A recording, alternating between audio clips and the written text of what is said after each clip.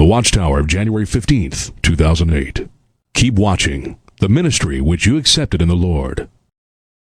This is the first in a series of 3 articles meant to bolster the ministry of Jehovah's Witnesses.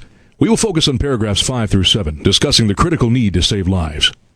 Paragraph 5 states, "The loss of loved ones in death or other personal tragedies leave many distraught. Without accurate knowledge of why such things happen and where the solution lies, these people are without hope." Just because someone does not believe as Jehovah's Witnesses do, does not mean that person is without hope. Hope is defined as a feeling of expectation and desire for something to happen. The Watchtower wants you to think that the 6.7 billion people who are not Jehovah's Witnesses have no hope. While some people may lose hope at times, it's deceptive to make such a blanket statement. That's why this is a fallacy of hasty generalization. Notice how the Watchtower contrasts all other religions in paragraph 6. Babylon the Great, the world empire of false religion, has brought little comfort to the masses. She has made the multitude stagger in spiritual confusion, using lying doctrine and spiritistic practices to keep the masses in passive subservience. Let's compare accurate knowledge with spiritual confusion. Watchtower, the generation mentioned in Matthew 24:34 is a key element of your belief. What does that mean? For years, the Awake magazine's masthead said the generation is anyone who saw the events of 1914. But in 1995, when most of those people were dead, I changed that to unrepentant people, not necessarily alive in 1914. And in 2008, I changed, again, to teach that the generation are faithful believers who will be resurrected to heaven, which actually is a return to my old teaching of the 1920s. Thanks for clearing that up. Not really. Are Jehovah's Witnesses clean of spiritistic practices? The core doctrine of Jehovah's Witnesses is that Jesus returned as king in 1914. Charles Taze Russell, founder of the Watchtower, used pyramidology and astrology to validate his calculation that God's kingdom would take power in 1914.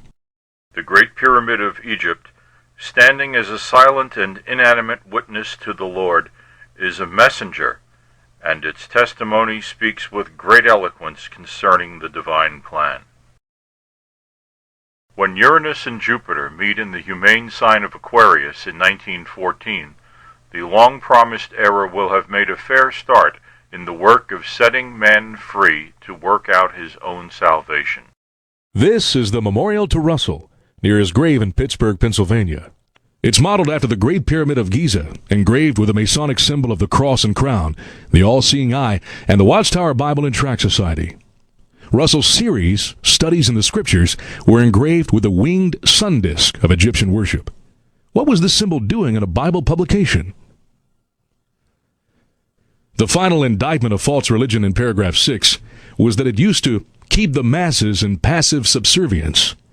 Have you ever wondered how a group of 7 million people can suddenly change their understanding of the Bible based on the latest edition of the Watchtower? Paragraph 7 states, "Those who remain in Babylon the Great and who continue to reject Bible standards will not be spared through the Great Tribulation."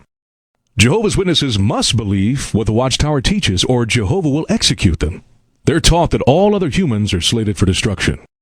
Only Jehovah's Witnesses, those of the anointed remnant and the great crowd, as a united organization under the protection of the Supreme Organizer, have any scriptural hope of surviving the impending end of this doomed system.